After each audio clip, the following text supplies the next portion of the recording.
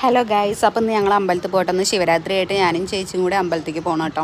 ഏട്ടന് രാവിലെ ഏട്ടന് വേറെ സ്ഥലം വരെ പോകാണ്ടായിരുന്നു. അപ്പോൾ ഏട്ടനൊന്നുമില്ല. അപ്പോൾ ഞങ്ങൾ രണ്ടാളും കൂടെ ഞാൻ വണ്ടി എടുത്തു. അപ്പോൾ അങ്ങനെ ഞാനും ചേച്ചിയും കൂടെ അമ്പലത്തിലെത്തി കേട്ടോ. ഇത് എൻ്റെ വീടിൻ്റെ അടുത്ത് തന്നെയുള്ള അമ്പലം കേട്ടോ. പനമണത്തെ ശ്രീ കൂരിടി മഹാശിവക്ഷേത്രമാണ്.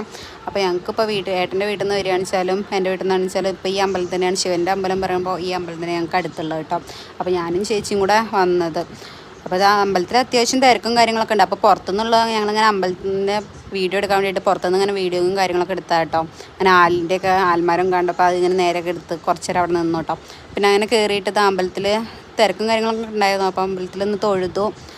ഉള്ളിൽ കയറിയപ്പോൾ നല്ല തിരക്കായിരുന്നു. അപ്പോൾ തൊഴുതിട്ട് എല്ലായിടത്തും ഉള്ളിൽ തന്നെ തൊഴാൻ പറ്റിയില്ല. നേരെ തൊഴുതിട്ട് നടക്കിൽ തൊഴുതിട്ട് അങ്ങനെ ഇറക്കി പുറത്തേക്കുള്ള തന്നെ ഇറങ്ങിയിട്ടോ.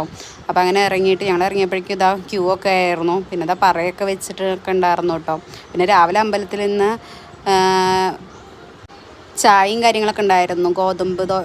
ഗോതമ്പിൻ്റെ ഉപ്പുമാവും പിന്നെ പഴവും കാപ്പിയൊക്കെ ആയിരുന്നു രാവിലെ ഉണ്ടായിരുന്നു കേട്ടോ. അപ്പോൾ ഞാനും ചേച്ചിയും കൂടെ അതൊക്കെ കഴിച്ചു കേട്ടോ. അമ്പലത്തിൽ എന്തായാലും ചായ ഉണ്ടല്ലോ. അപ്പോൾ ചായ കുടിച്ചിട്ടൊക്കെ ഞങ്ങൾ പോകുന്നത്. ചായ കുടി കഴിഞ്ഞിട്ട് ഫോട്ടോ എടുക്കാനൊക്കെ വന്നപ്പോൾ വീഡിയോ എടുക്കാൻ വന്നപ്പോൾ തായമ്പേ പഞ്ചവതി അങ്ങനെ എന്തൊക്കെ തുടങ്ങിയിട്ടുണ്ടായിരുന്നു കേട്ടോ. ഗോതമ്പ് ഉപ്പുമാവും കാര്യങ്ങളൊക്കെയാണ് ഉണ്ടായിരുന്നത്. ഡാൻസും കാര്യങ്ങളൊക്കെ ഉണ്ട് കേട്ടോ. പിന്നെ അമ്പലത്തിൽ നിന്ന് രാവിലെ തൊട്ടേ പരിപാടിയും കാര്യങ്ങളൊക്കെ ഉണ്ടായിരുന്നു കേട്ടോ.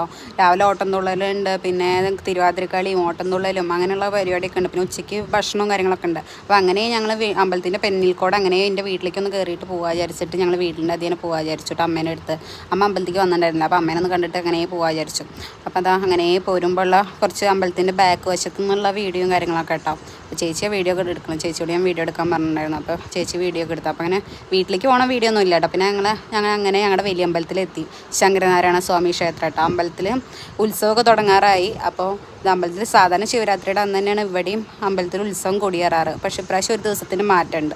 അപ്പം ഇന്ന് അങ്ങനെ ഉത്സവം കൊടിയേറുന്നതിന് തലേദിവസം ശിവരാത്രി ദിവസം. അപ്പോൾ ഞങ്ങൾ ഇങ്ങോട്ടും പോകുന്നു കേട്ടോ തൊഴാൻ വേണ്ടിയിട്ട്. കൂറ്റമ്പലത്തിൽ തൊഴിൽ കഴിഞ്ഞിട്ട് ഞങ്ങൾ അങ്ങനെ വലിയ അമ്പലത്തിലും കയറിയിട്ട് തൊഴാൻ. ഇനിയിപ്പോൾ ഒഴിവ് ദിവസം തന്നെയല്ലേ വരാൻ പറ്റുള്ളൂ. അപ്പോൾ അങ്ങനെ ഞങ്ങൾ അമ്പലത്തിലും ഇവിടെയും കയറാൻ വിചാരിച്ചിട്ട് അങ്ങനെ തൊഴാൻ വന്നതാണ്. അപ്പോൾ ഇവിടെ തിരക്കുണ്ടായിരുന്നു. അത്യാവശ്യം വലിയ തിരക്കൊന്നുമില്ല, എന്നാലും തൊഴുതു.